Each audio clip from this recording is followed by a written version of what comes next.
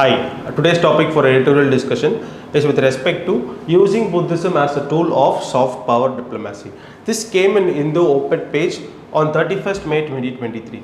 But this particular article, this has a critical undertone of India's policy and all. So this, though as a concept has weightage, but this particular article, only because it has some extreme points, it cannot be used outrightly or directly in answers. So there was another article relating to the same topic. We'll also see some pointers from that article also. So the thing is, Buddhism as a soft power diplomacy policy. So in recent times, what has happened is that India recently convened the Global Buddhist Summit in New Delhi. So that is why this topic has weightage now. So and the thing is, India has been is using and will be using Buddhism as a very important tool in our soft power diplomacy arsenal. So the thing is, we all know the basics about hard power and soft power. I hope we all know at least something about hard power and soft power. So what is hard power? So what is hard power if you ask? Hard power is nothing but the ability of a country to express their influence by the use of military and economic might or economic strength. Nothing but the influence, nothing but the expression of influence of a country by using military and economic might. So this is what basically hard power is, and at the base of hard power there is this small concept called coercion. Coercion in the sense like coercing the individual or coercing that particular country with respect to that country's tunes, making it dance to the tunes of the powerful country. So that is what hard power is. For instance, we have a lot of examples with respect to hard power. The most recent example is that of Russian invasion of Ukraine. Earlier periods, now the tables have turned, but yes, earlier periods, that is a hard power issue, hard power influence only. And also the recent, not even recent, but at the start of this millennium, the 2000s period and all, just 22 years back, we had this thing, Afghanistan and USA, right? 20 years later, the situation has changed now, but earlier, in the start of the millennium, that was a hard power thing. US and Afghanistan, to control the Taliban and all. So this was also a hard power thing. So at the base of hard power is the showcasing of military might and economic might through coercion. So yes. So moving on the other hand, what is soft power diplomacy? Soft power diplomacy, it has influence. Yes, influence is a very big concept there. But the thing is, there is no coercion there.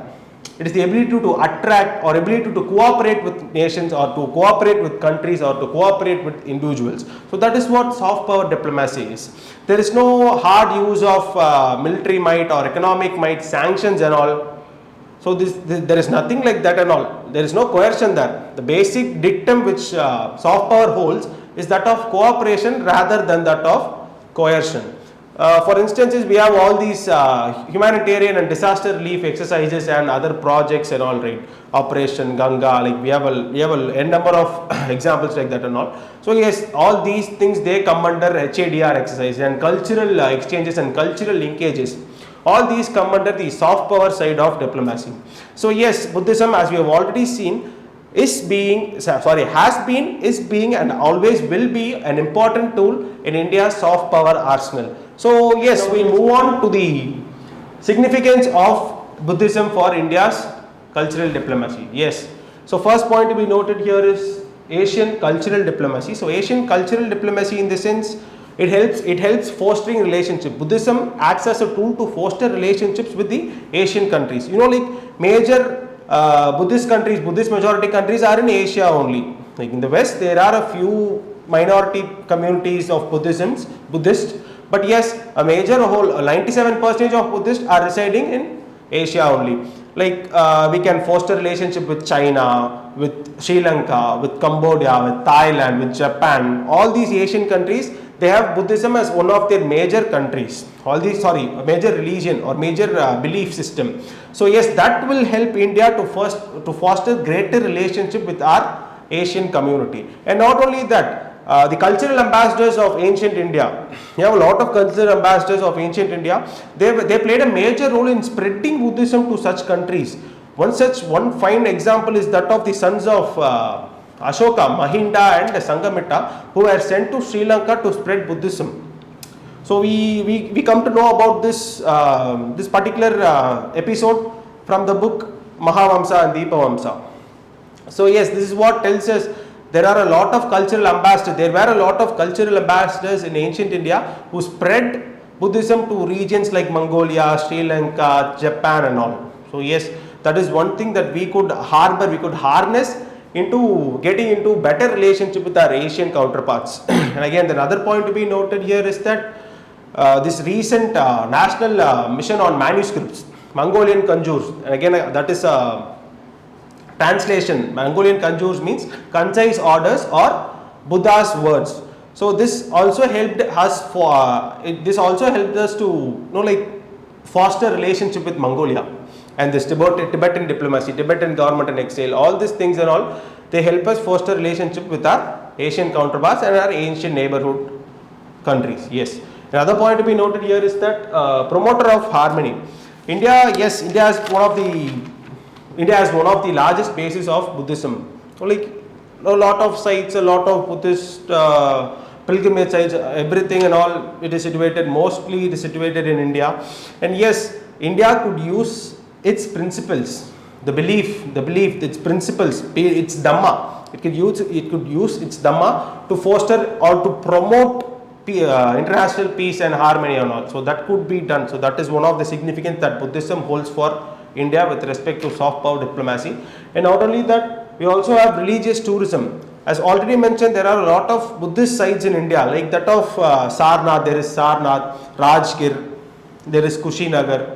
There are a lot of sites like this. And these sites, yes, what India has done recently is that they have brought in a Buddhist circuit. Swadesh Darshan scheme is there, right? In that they have bought a Buddhist circuit to promote Buddhist tourism. So this can be done. Religious tourism can be promoted via Buddhism, and this not only helps us in our soft power diplomacy, but also helps us in our economic side also. Like larger tourist like inflows and all, it will also lead to exchange inflows, right? So yes, that is one good thing that we have. Another thing is India's foreign policy.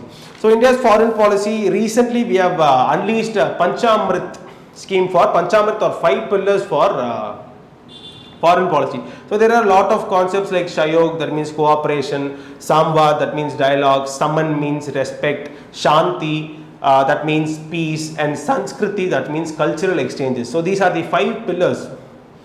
The Saman, that means respect, Shayog, cooperate, Shanti, peace, Sanskriti, culture, and Samvad, that means dialogue. So all this 5th pillar, Sanskriti, there is this 5th pillar, right? Sanskriti, about culture.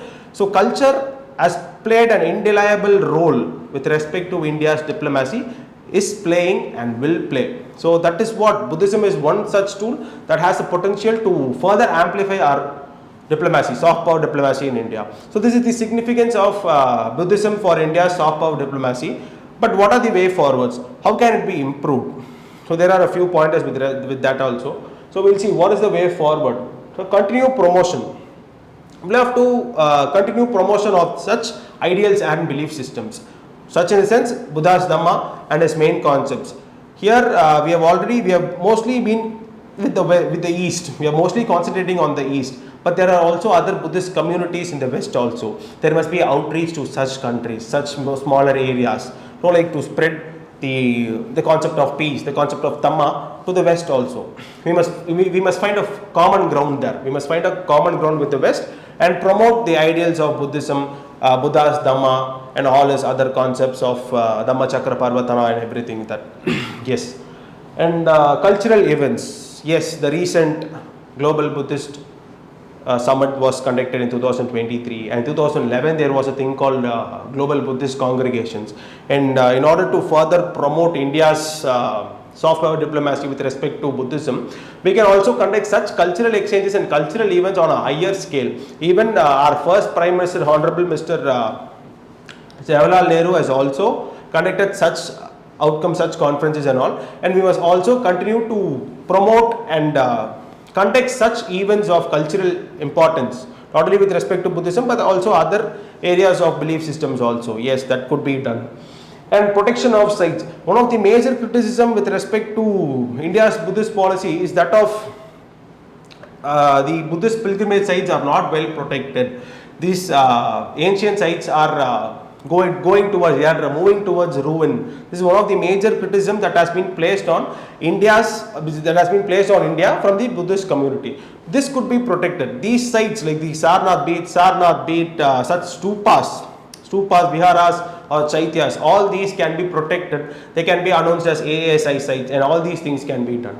So yes, that is one possibility to further, this is one of the way forward through which we can further our Buddhist diplomacy. And film industry, yes, film industry, it might seem a bit comical, but yes, it is a hard reality. We can use our film industry to promote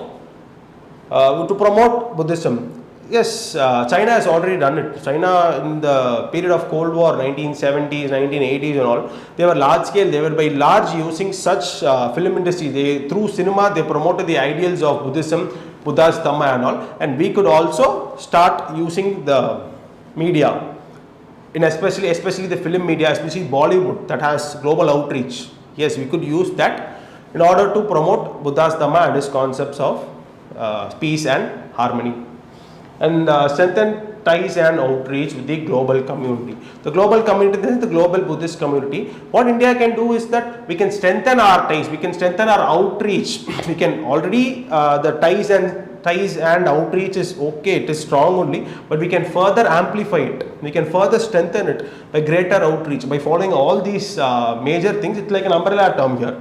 By following all these way forward, we can further strengthen our outreach and ties with the global Buddhist community. So by following all these things, we can move forward with respect to our Buddhist diplomacy. So yes, thank you.